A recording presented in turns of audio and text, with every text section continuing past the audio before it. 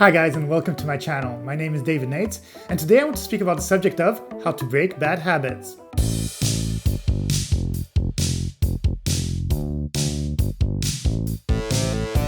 Change is something that everyone deals with on a constant basis. Even if we aren't always aware of it, it's inevitable. It starts from the moment someone is born, being a baby and not understanding the world, to slowly learning, becoming a child, then a young adult, an adult, to old age. What I'm mentioning here are inevitable changes that we have to live with, whether we want it or not. Now, apart from the outward appearance and changes that everyone goes through, we have many habits that form through life that people need to deal with.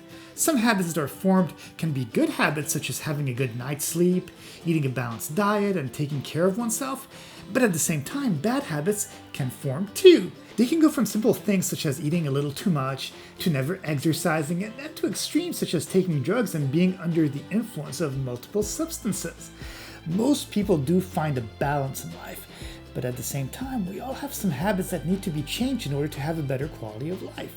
This is why we as humans need to figure out ways of creating and managing change in order to create a better quality of life for oneself and even the people around us.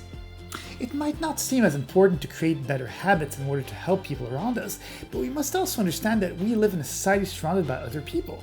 So bad habits can indirectly influence the whole world around us. Kind of like the idea of the butterfly effect used in the chaos theory, where even a small change can make much bigger changes happen. It's that one small incident that can have a big impact on the future of the entire world. The biggest question about how to break a bad habit is how. The answer to this lies in the simple recognition that something is wrong or slightly off and needs a refresh or reset of the brain. Much research has been done about creating new pathways in the brain, and many neuroscientists have confirmed that we can effectively, sustainably change how our brain thinks. And by creating change, we can chemically transform the connections within the brain. One of the leading researchers on this subject is a non-drug behavior therapy being conducted by neuropsychiatrists working with the UCLA School of Medicine. There they have been focusing on patients who suffer from OCD, which stands for Obsessive Compulsive Disorder. This type of disorder is considered one of the most looked down and almost impossible types of behavior to change. Yet by focusing on a set of specific mindful thinking approaches, they have been able to create a successful change in behavior. Number one, relabel your brain. Everybody has specific thought patterns, and each of these thoughts is associated with a specific feeling or behavior. By being able to analyze yourself and realize what is actually real and what isn't real, then you can start to retrain your brain. For example, in many movies or TV shows, if somebody gets sad or something bad happens to them, they look for comfort by eating themselves into a sugar coma.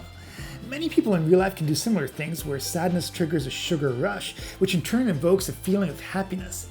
I blame this trend on so many commercials advertising the fact that sugar will give happiness. And with that, I'm not even speaking about the fact of how addictive sugar is. Even though comfort food can feel good and can temporarily distract a person from whatever they are going through, by constantly going to the fridge and eating, then they can put themselves at a health risk. Obesity, diabetes, and many other health issues can ensue. Trying to find something else to replace the sugar rush and actually dealing with whatever we are going through will be much more beneficial in the long run. Quick fixes are rarely the solution. Change number two, reattribute your thoughts. Now that we know that there are thoughts that can trigger us to have bad habits, we need to be able to identify what these thoughts are and why they keep coming back. What's funny about the brain is that usually when things go well, we don't really think about it too much, kind of like a healthy body. When it's working, but when something starts breaking, then we keep on feeling that ache. When patterns of bad habits such as sadness, being lazy, or pretty much anything that doesn't add value into our life gets stuck in our mind, it becomes a sort of obsession. The longer we stay in that pattern, the longer it'll take to overcome it. Almost like the expression, you can't teach an old dog new tricks.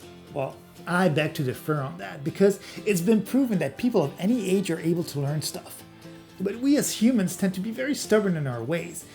By becoming open to change, we're actually able to do so, but it does take an enormous amount of energy. Number three, work hard to refocus. This is actually the most difficult step because a behavioral change does take a lot of energy.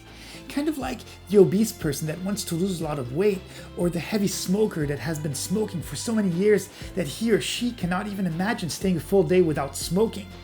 Old behaviors need to be changed with other behaviors that actually do positive things. It's more than just saying, that a person will stop smoking cold turkey, or someone says that they're going to go to the gym 3 times a week. It's more of a lifestyle change so that what feels like a burden in the beginning actually becomes a lifestyle. This is why if our goal is to lose weight, for example, we need to simply reassess what we're eating and still eat the things that we like, but balance it out with healthy stuff and actually simply rationing the unhealthy food that we eat. By finding a correct balance and actually figuring out how many calories we actually use every day and not eating more calories than we need, then we can start losing weight little by little. Of course, that also has to be compensated with some exercise and healthy lifestyle, otherwise it just cannot work. It is in this phase that the chemistry in the brain starts changing because new patterns are being created. The old misleading messages from the brain are now governed by the brain. The more gradually we can create change, the more it can get ingrained inside the brain, and the more easy and natural it becomes. Change number 4, create value. As your old patterns start to slowly go away, you start seeing the benefits of your new behaviors. As time passes by, old habits that were interfering with your quality of life look more and more like distractions. These old habits start devaluing themselves until they become worthless. The longer one can keep up with new habits, the more these thoughts fade in intensity. It all comes down to the value of life.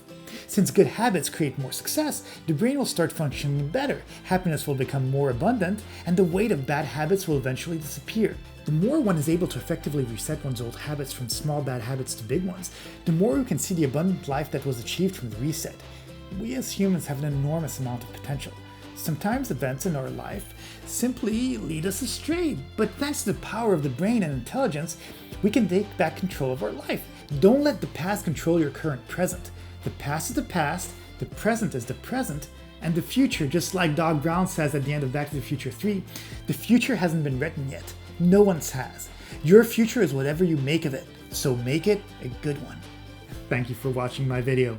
As per usual, please be sure to subscribe, smash that like button, and maybe even hit that notification bell. This way you'll know exactly the second I post a new video. Do let me know what habits you've been able to break. I'd love to read about your experience with this subject in the comments section. Have a great day, and I'll see you in the next video.